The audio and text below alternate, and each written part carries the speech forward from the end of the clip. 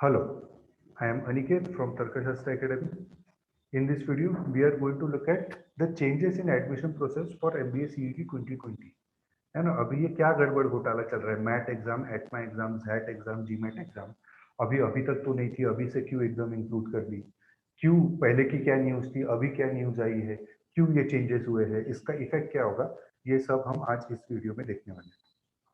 ठीक है ना? तो न्यूज क्या थी? पहले पहले तो 16 मार्च को ये न्यूज आई थी। ये जो पहला वाला है, ये न्यूज आई थी 16 मार्च को, है ना? अपनी सीईटी एग्जाम हुई थी 14 एंड 15 मार्च को अपनी सीईटी एग्जाम हुई थी। इसके बाद 16 मार्च को ये न्यूज आई कि state government issued the impute circular changing the criteria for admission process for MBA MMS courses by cancelling the eligibility for students who would undertake the MAT, who would undertake the ATMA, ZAT, MAT, GMAT, which was so far held to be valid examination for such admissions, है ना? क्या कह रहा है? Cancelling the eligibility of the students who would undertake ATMA, XAT, MAT, GMAT, है ना? तो ये डिसीजन क्यों लिया होगा? पिछले साल कुछ स्कैम हुआ था मैट एग्जाम में, एटमा एग्जाम में, इसलिए ये साल स्टेट गवर्नमेंट बॉडी ने डिसीजन लिया होगा कि यार ये एग्जाम को ये साल कंसिडर ही नहीं करते हैं। ये डिसीजन कब लिया? 16 मार्च को। फिर the impute decision was as contained in the government circular dated 16th March declaring the results of ATMA, ZAT, MAT, GMAT entrance test not be a valid criteria for admission to the MBA MMS courses and only Maharashtra CET, CMAT and CAT would be considered as valid entrance examinations shall not operate for admission being made for the academic year 2020-21 and may operate from the next academic year 21-22.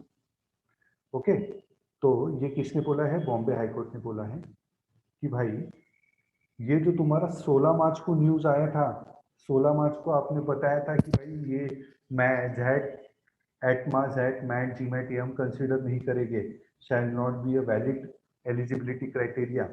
Now it shall not operate the admissions being made for the academic year 2020-21, है ना? ये जो news है ये इस साल के लिए वैलिड नहीं है, नेक्स्ट ईयर के लिए ये वैलिड रहेगी या हो सकती है। मे बोला है, may. So may operate from the next academic year 21-22। So respondents are directed, respondents मतलब कौन? अभी जो the exam conducting body are directed to consider the petitioner's eligibility, है ना? They have to consider the petitioner's eligibility for admission on the basis of ATMA, ZAT, MAT, GMAT examination for the admission process being undertaken for the current academic year 2020-21। तो final verdict ये है, अभी तक का news ये है कि अभी जो मैट, जिन्होंने मैट, एटमा, जैट, जीमैट ये एग्जाम थ्रू जिनको MBA MMS की के लिए अप्लाई करने वाले थे, वो अभी कर सकते हैं, वो अभी एलिजिबल है। अभी ये चेंजेस क्यों हुए? So student who intended to pursue MBA and MMS courses were under a valid assumption that same criteria would be continued for the next academic year, namely 2020-2021, है ना? तो पिछले साल क्या था? मतलब पिछले के पिछले साल क्या बोल रहे थे कि भाई मैट, जैट, एटमा, जीमैट सब लेंगे, कैट भी लेंगे, सीमेंट भी लेंगे, सीईटी तो लेंगे, ठीक है ना?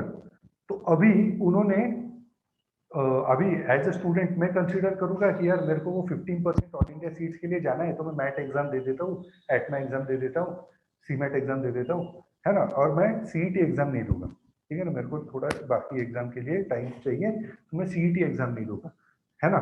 तो उनका वैलिड एजम्पशन था यार कि हमको तो एडमिशन मिलने वाली है मैट एग्जाम के थ्रू, मेरे को एडमिशन मिलने वाली है एटमा एग्जाम के थ्रू, है ना? तो तुम ऐसे बीच में सीईटी एग्जाम होने के बाद कैसे बता सकते हो कि भाई ये सारी एग्जाम्स कंसिडर नहीं होगी, है ना? अगर आप कोई होटल में गए, जोमेटो प्रो का आपका सब्सक्रिप्शन है, होटल वाले ने पहले आप गए, देखा जोमेटो प्रो पे 20% ऑफ है वो होटल पे, आप गए, खाना खाए, बाद में होटल वाला बोलेगा कि नहीं भाई 20% नहीं 10% ही ऑफ है, आप तो गुस्सा करोगे ना?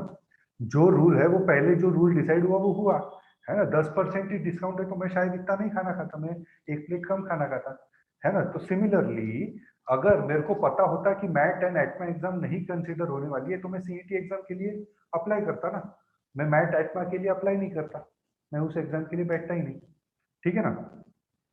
So court placed its finding and the instant case that the petitioners were deprived of the opportunity to appear for MHCET, है ना, the petitioners were deprived of the opportunity, है ना, क्योंकि उन्होंने लेट बताया, सीईटी एग्जाम होने के बाद क्यों बताया, सीईटी एग्जाम होने के पहले बताओ ना कि क्या होने वाला है ना, सीईटी एग्जाम होने से पहले, सीईटी फॉर्म फिल होने से पहले आपको क्लियर रहना चाहिए कि आप कौन सी एग्जाम कंसीडर करने वाले हो, है ना। अगर तुम बताओगे नहीं, एग्जाम के बाद बताओगे, then I am deprived of the opportunity in which they would have otherwise appeared if they were not aware of the change in criteria well in advance, है ना। उनका यही कहना है कि तुमने पहले बताना चाहिए था एंड इसके वजह से लोगों की अपॉर्चुनिटी गई, and that is the reason why there is a change in decision. ठीक है, अभी इसका इफेक्ट क्या होगा, इसकी वजह से एडमिशन प्रोसेस जो ऑलरेडी डिले हो चुका है और डिले होगा 2-3 दिनों से, है ना। अभी डिले मतलब ज्यादा होना नहीं चाहिए, 1-2 दिनों से डिले होना चाहिए। रीजन भी अभी क्योंकि उनको ऑल इंडिया सीट्स के लिए जो ड्रॉप डाउन है उसमें और पहले सिर्फ कैट और सीमेट था, अभी उसमें उनको मैट, एटमा, जेड, जी मैट ये भी लेना है एंड उनके स्कोर्स एक्सेप्ट करने हैं, है ना। तो it should not take a long time, है ना, ज्यादा टेक्निकल चेंजेस उनको करनी नहीं, है ना। इससे किसको फर्क नहीं पड़ने वाला है, जो Maharashtra seats candidate, Maharashtra seats के लिए जो कैंडिडेट देख रहे थे उनको कोई फर्क नहीं पड़ने वाला है। वो जो 85% सीट्स थी रिजर्व फॉर महाराष्ट्र स्टूडेंट्स, उनको कोई फर्क नहीं पड़ने वाला है। जिनको कैटेगरी स्टूडेंट्स थे उनको कोई फर्क नहीं पड़ने वाला है। फर्क किसको पड़ेगा, सिर्फ ये ऑल इंडिया सीट्स, है ना। मतलब अभी जो JBIMS में 18 सीट्स है ना, JBIMS में 18 सीट्स है, वो लोग मतलब जो ऑल इंडिया सीट्स है उन लोगों को फर्क पड़ेगा, है ना। तो पहले जो कट ऑफ हमारा पहले जो हमारा लो जाने वाला था for through CMAT and CAT, अभी वो थोड़ा हाई जाएगा क्योंकि जो मैट के टॉपर्स है, एटमा के टॉपर्स है, वो भी अभी ऑल इंडिया सीट्स के पीछे आएगी। ठीक है ना, तो अभी तक तो हमारा ये न्यूज है, कुछ भी अपडेट आता है तो we will definitely convey it to you. ठीक है, if you have any doubt you can connect to us on any one of these 3 social media platform और visit our website tarkashastra.co.in or send a WhatsApp message on any one of these numbers. Thank you.